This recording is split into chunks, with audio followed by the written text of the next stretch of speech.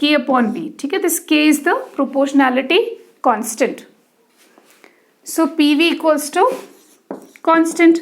What does this mean? The product of pressure and volume will be constant at a particular temperature. ठीक है, so suppose initial pressure हमारे पास P1 और volume V1 था. So the product is equal to K, and when you change the volume to V2, the pressure changes to P2, but the product is constant, right? Why? क्योंकि अगर volume कम हो रहा है तो pressure बढ़ेगा, तो दोनों का प्रोडक्ट क्या होगा, एक पर्टिकुलर टेम्परेचर पर कांस्टेंट होगा. So because initial pressure volume and final pressure volume दोनों का प्रोडक्ट क्या है, कांस्टेंट है. So we can equate them at the same temperature. So P1 V1 is equal to P2 V2 at constant temperature. तो ये हम initial conditions और final condition को इक्वेट कर सकते हैं because the product remains constant at a particular temperature. ठीक है, so one formula is this: the product of pressure and volume is constant. The second formula is P1 V1 equals to P2 V2. Right? Now graphically we will see some. So graphically अगर plot करना है इसको pressure versus volume curves, तो किस तरह का होगा? So see, just remember these formulas. PV equals to constant and P is inversely proportional to V. P1 V1 equals to P2 V2. Now let's see some graphs. Pressure versus volume curve.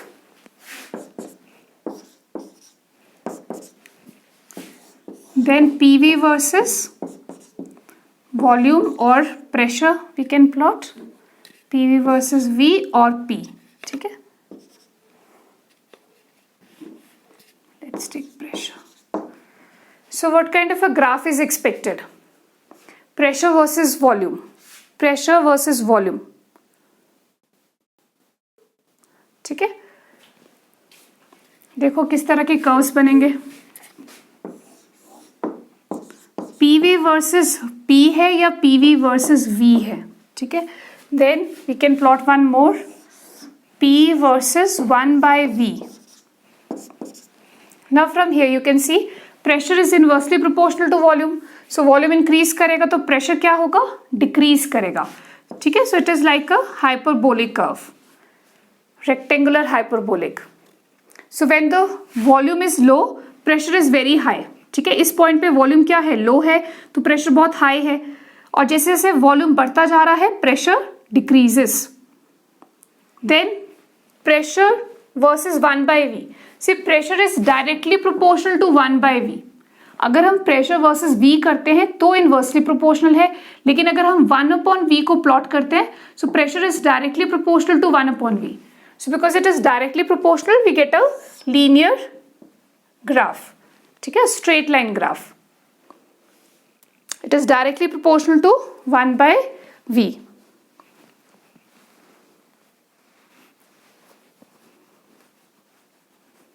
ठीक है, then PV versus P. The product of PV is constant at a particular temperature. ठीक है, तो PV का product तो constant है, एक particular temperature पे PV का जो वैल्यू है, प्रोडक्ट प्रेशर इनटू वॉल्यूम का जो वैल्यू है दैट इज कांस्टेंट. तो whether you plotted with respect to pressure या वॉल्यूम किसी के भी रिस्पेक्ट में प्लॉट करें इट विल रिमेन कांस्टेंट, है ना. So because the product is constant we will get a straight line parallel to the x-axis.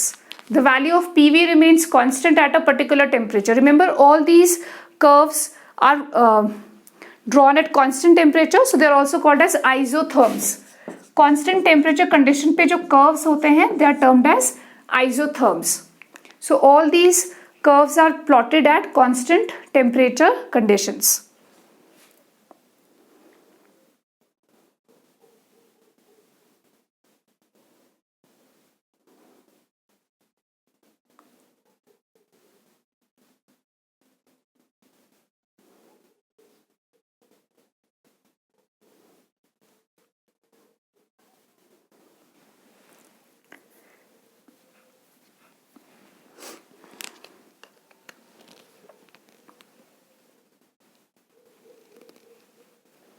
Okay, then in terms of log, let's see the curves in terms of log. I'm taking the same relation P equals to K by V. ठीक है, take log on both the sides. Log P is equal to log K minus log V. See, take log on both the sides. तो log को जब हम open करते हैं, log of K upon V is written as log of K minus log of V. ठीक है, or you can write it as log P is equal to log K plus 1 upon log V. It means the same thing. 1 minus log V. ठीक है, तो ये क्या आ जाएगा हमारे पास? We can also write it as log K plus 1 upon 1 upon V. Log 1 upon V. So log 1 की value क्या होती है? 0. And log 1 upon V means log 1 minus log V. ठीक है, so log 1 minus log V is the same as this. Log 1 is 0, so minus log V, we will get the same expression. ठीक है, तो log of V को हम ऐसे भी लिख सकते हैं 1 upon V. Now if I plot a graph between log P and log 1 by V, what kind of a graph is expected? Log P versus log 1 upon V. See, जब 1 upon V 0 है, when this term is 0, log P is not 0, right? When this term becomes 0, then log P is not 0 because it is equal to log K. ठीक है, तो इसको relate करो अभी straight line equation से. What kind of a graph is expected?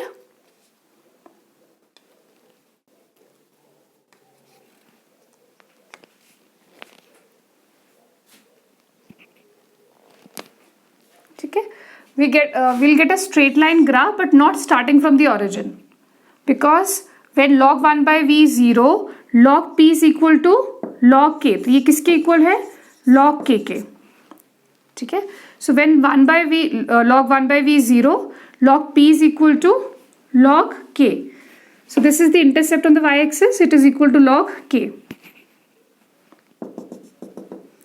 And यहाँ से फिर हम स्लोप फाइंड कर सकते हैं. तो slope is equal to tan theta. ठीक है, स्लोप कैसे निकालेंगे? टेंजेंट ऑफ थीटा लेंगे, तो वहां से we can find the slope.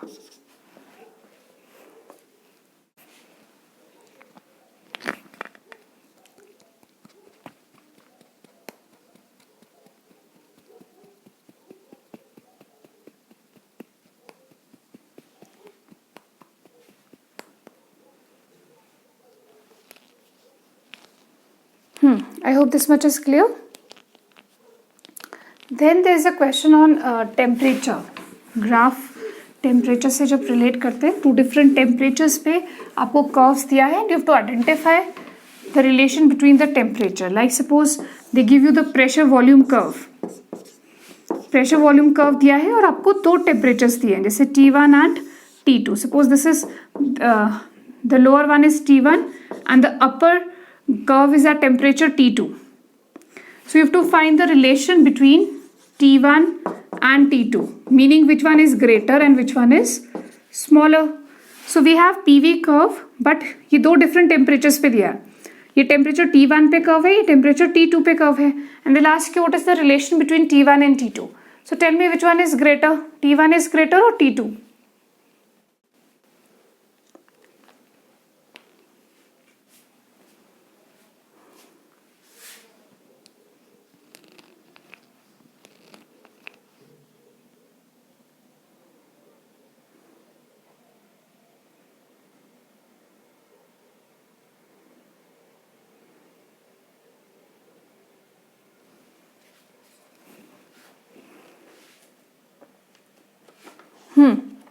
Anyone? You can unmute and answer.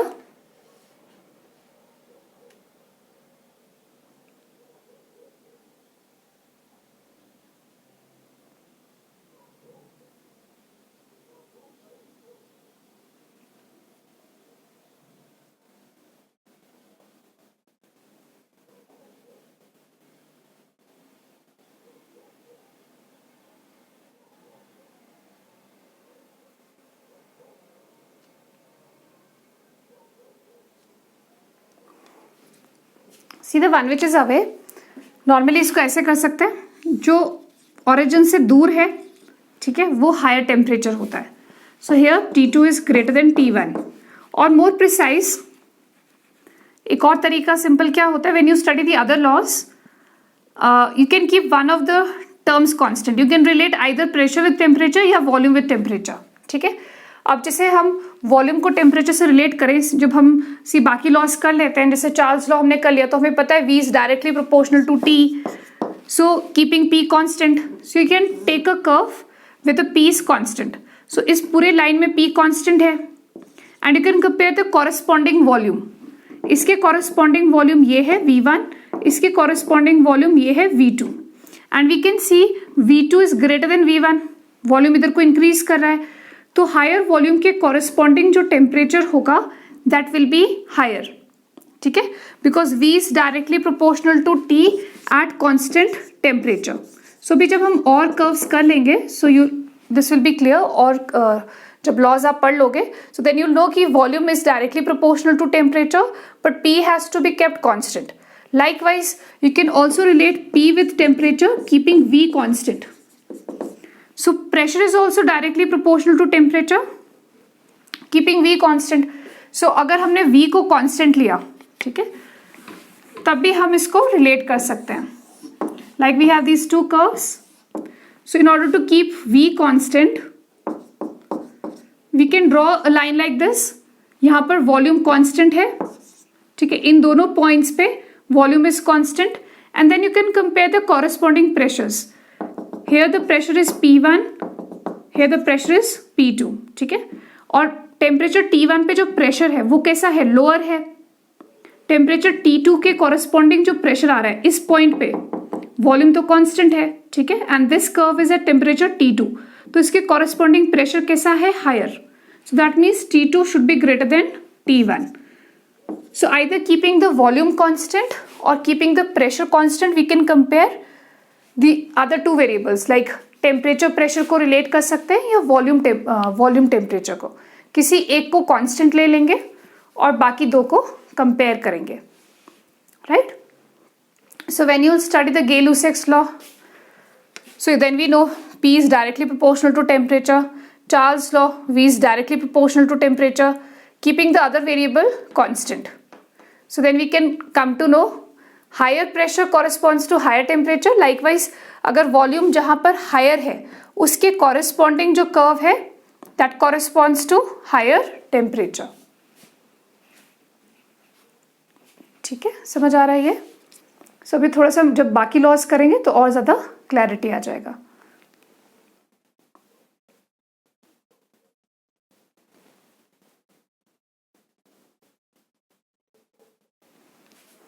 Okay. Now let's see a few questions. Boyle's law.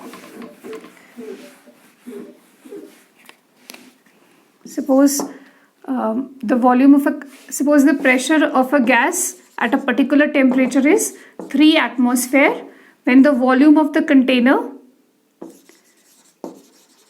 is 2 liters. What will be the pressure of the gas? What will be the volume of the gas if the pressure is doubled? Keeping the temperature constant. Keeping temperature constant.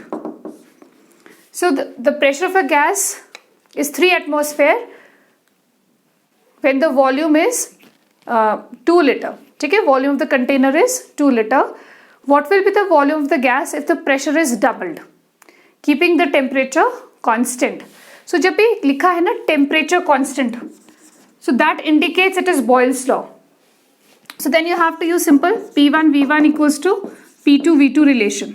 ठीक है, P1 V1 equals to P2 V2 relation. Pressure initial दिया है 3, volume दिया है 2, pressure double हो रहा है. So double means 3 का double 6 हो रहा है. So from here we can find V2. ठीक है, प्रेशर जब भी डबल होगा तो वॉल्यूम क्या हो जाएगी, half, right. So 6/6 V2 gives us V2 is 1 liter. So remember, whenever the temperature is kept constant, volume half कर रहे हैं, वॉल्यूम डबल कर रहे हैं, प्रेशर डबल कर रहे हैं, whatever the question is, we can use the direct relation.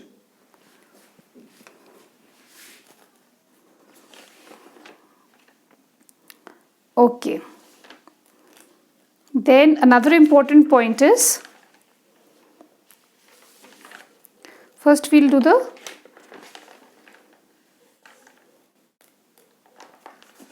अच्छा प्रेशर ऑफ गैस को मेजर करने के लिए before the other laws will talk about the instruments that we use to measure the pressure.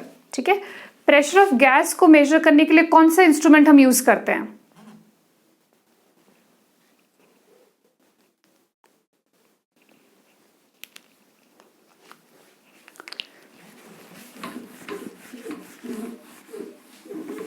देखो दो चीजें हैं, one is atmospheric pressure and the one is pressure of the gas.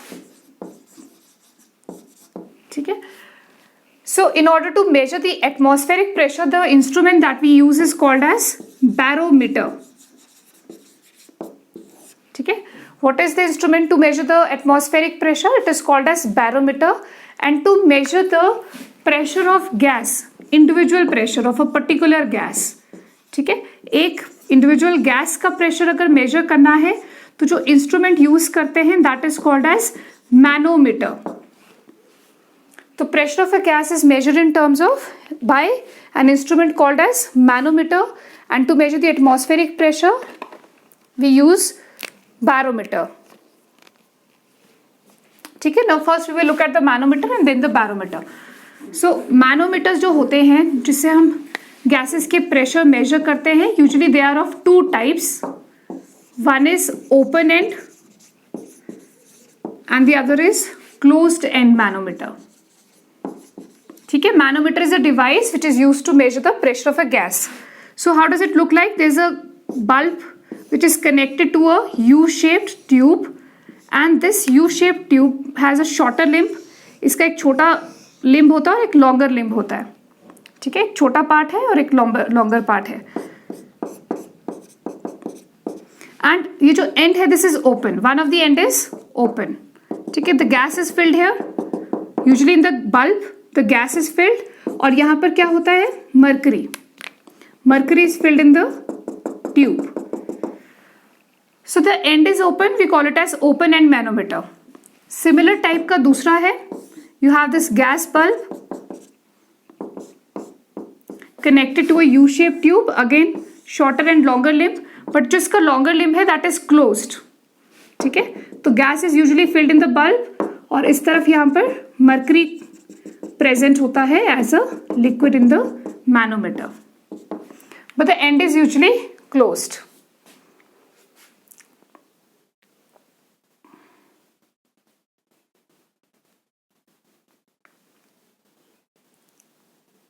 Right?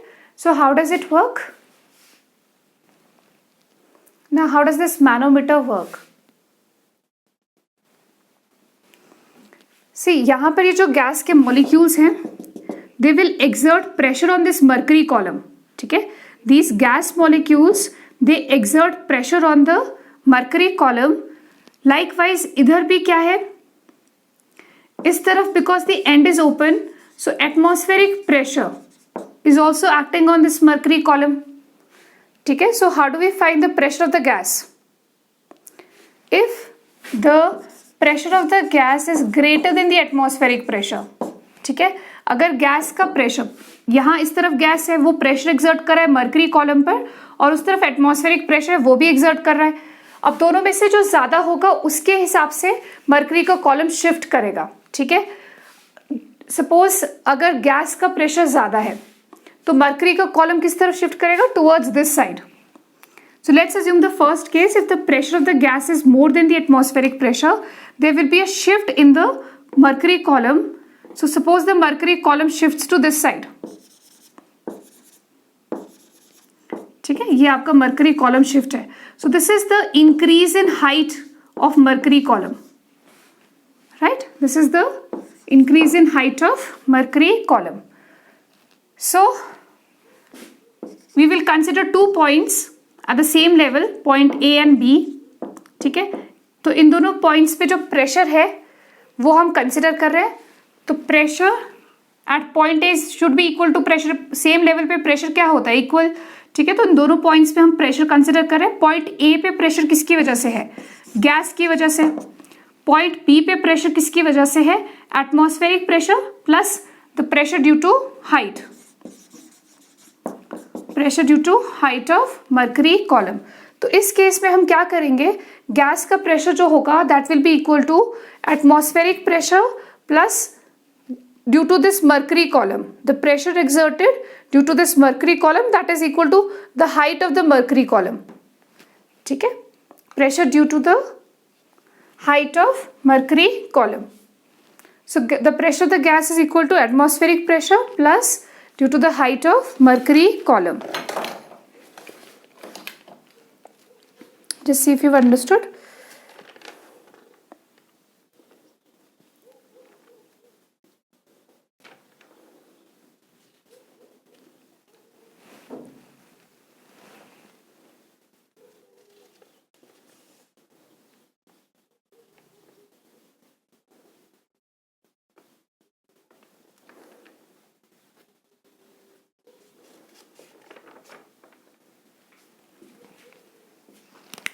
ठीक है, आप इसको पूरा भी ले सकते हो, मैंने सिर्फ हाइट लिखे, can take the entire pressure due to mercury column rho g H.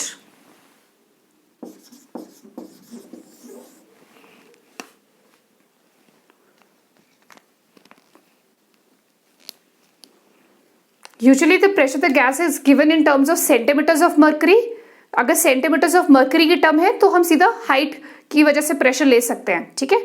So generally pressure का फॉर्मूला क्या होता है, एच रो जी। तो एच रो जी लेने की बजाय we can directly take height when the pressure is given in centimetres of mercury. So I just tell you conversion factors. Centimetres of mercury में जब दिया होता है प्रेशर तो डायरेक्टली हम यहाँ पर जो हाइट है वो ले सकते हैं डायरेक्टली, ठीक है। That is in terms of centimetres of mercury. Okay, now let's see the second case. The second case is if it is if the pressure of the gas is less than the atmospheric pressure. If the pressure of the gas is less than the atmospheric pressure, atmospheric pressure ज़्यादा है तो इस तरफ को mercury column shift करेगा। अगर mercury column इस तरफ को shift कर रहा है, ठीक है, इस तरफ को, so ये height है आपकी, है ना।